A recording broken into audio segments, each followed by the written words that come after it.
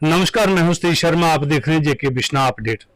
चुनावी हलचल में आप सुबह से हमारे साथ जुड़े हुए हैं और हमने विभिन्न राजनेताओं से आपका परिचय करवाया है, उनकी बातचीत आप तक पहुंचाई है।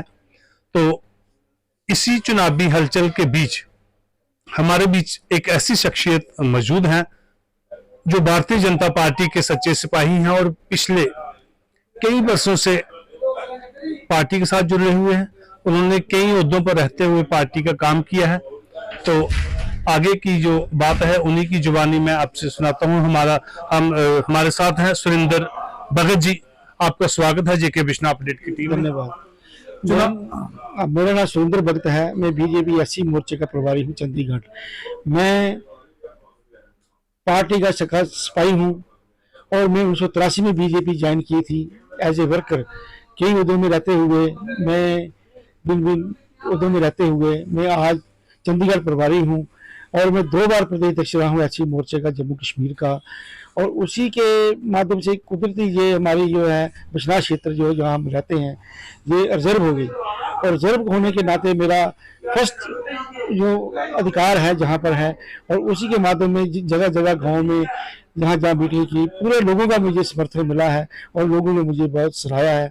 ताकि मैं पार्टी एक सच्चे सिपाही होने के नाते मैं आपसे यही कहना चाहता हूँ कि मुझे ये सीट मिलेगी और मैं देश की और जम्मू कश्मीर के लोगों की और बिश्ना खासकर बिश्ना क्षेत्र के लोगों की मैं के दिल से गहराइयों से मैं इनका मैं सेवा करूंगा और कभी भी मेरी शिकायत जो कभी नहीं आएगी। बहुत सी संघर्ष चल रहा है मैंडेट पाने के लिए, उम्मीदवारों की लिस्ट लंबी है। तो ऐसे में क्या आपको विश्वास है कि मैंडेट आपकी? देखो, जो ऐसे जो कह रहे हैं ना तो उनका पैनल में नाम है कहीं, वो जो लोग ऐसे हैं जिन्होंने आज तक पार्टी तक ज्वाइन नहीं की है वो कैसे वो लोगों में बीच में जाएंगे, क्या कहेंगे भाई मैंने मेडल लिया है? ऐसा कुछ नहीं है। पार्टी बड़ी देकर दे रही है टिकट।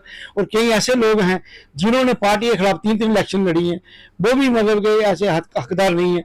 मैं एक सक्का सिपाही हूँ भारतीय जनता पार्टी का। मैं 1983 से लेकर बीजेपी ज्वाइन की थी और कम से कम 39 साल हो गए मैंने बीजेपी में।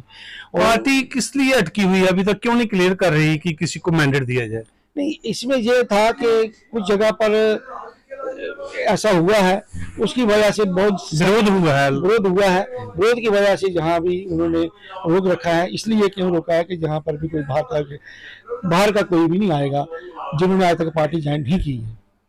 कभी और आप क्या कहना चाहते हैं पार्टी के लोगों से? कुछ लोग हैं जो कह रहे हैं पैराशूट के माध्यम से उतर रहे हैं या कोई किसी दूसरे तरीके से मैंडेट पाना चाहते हैं। जो अब है पार्टी का ये मानना है, मैं काफी नेताओं से मिला हूं जिसे मेरी बात हुई है, उन्होंने यही कहा है कि पैराशूट बिश्ना में खासकर पैराशूट नहीं देंगे।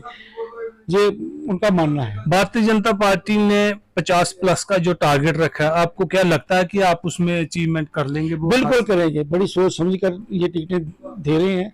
ऐसा कुछ नहीं है कि ये इसमें हम कोई नुकसान होगा। हमारी गवर्नमेंट ये बनेगी, मैं दावे के साथ कह सकता हूँ। हर जगह ग्रुपबाजी उभर कर सामने आ रही है, आपको क्या लगता है बिश्ना में भी ऐसा होगा जब मैंडेट आएगा? तो नहीं, अगर मुझे मिलेगा तो ये है जितने भी मैंने गांव में जितना भी मैंने मीटिंगें की हैं, अपने जो अधिकारी हैं जहां पर हमारे पार्टी के जो अधिकारी हैं उनसे भी मेरी बातचीत होती रहती है। वो बिल्कुल मेरे साथ कंधे से कंधा मिलाकर मेरा साथ देंगे। और कोई अपने दर्शकों को आपको संदेश देना चाहते हैं? आपके जो अपने कार्यकर्ता हैं जो उनको कुछ कहना चाहते हैं? मैं उनको यही कहना चाहता हूँ पूरे विश्वास से कि मैं बिश्ना क्षेत्र से मैं एमएलए की सीट मिलेगी और मैं यहाँ एमएलए बन के आऊंगा और पूरी उम्र में आपकी सेवा करता रहूंगा। मैं कहना तो नहीं चाहता, लेकिन किसी वजह से अगर पार्टी फैसला करती है कि सुरेंद्र भगत को टिकट नहीं मिलता तो फिर सुरेंद्र भगत का स्टैंड क्या होगा? वो पार्टी के साथ रहेंगे या फिर कुछ जिस तरह एक ऐसे बात कर रहा हूँ, एग्जाम्पल दे रहा हूँ, ऐसा कहना चाहिए। देखो, मैं एक ना हमारे जो बॉर्डर पर सिपाही हैं पूरे हिंदुस्तान की वो हिफाजत करते रहते हैं, चाहे उनकी जान भी चली जाए तब भी वो आगे एक ना खड़े होकर वो सेवा करते हैं। मुझे ऐसा लगता नहीं मुझे ऐसा होगा, लेकिन कोई कारणों से कुछ ऐसा होगा तो मैं पार्टी के साथ हूँ, सच्चा सिपाही हूँ, पार्टी के साथ रहूंगा। आपका रिज्यूम मेरे पास पड़ा है, उसमें मैंने देखा है 1983 से आपने भारतीय जनता पार्टी ज्वाइन की हुई है। बिल्कुल जी, तो उसमें विभिन्न ओहदों पर भी रहे हुए हैं। बिल्कुल रहा हूँ मैं। तो इसमें लोगों को कैसे जोड़ेंगे? जो कुछ लोग नाराज चल रहे हैं, कोई स्मार्ट मीटर को लेकर, कोई बेरोजगारी को लेकर, कोई अन्य चीजों को लेकर, तो उन लोगों को कैसे आप उनका दिल तो जीतोगे? इसके बारे में भी मैंने जिस तरह पिछला क्षेत्र में हर जगह मैंने मीटिंग की है, जहाँ जहाँ शिकायतें आई है मैंने पार्टी के अहदेदारों को मैंने बात रखी है, और इसमें जो है ये सारा ठीक हो जाएगा।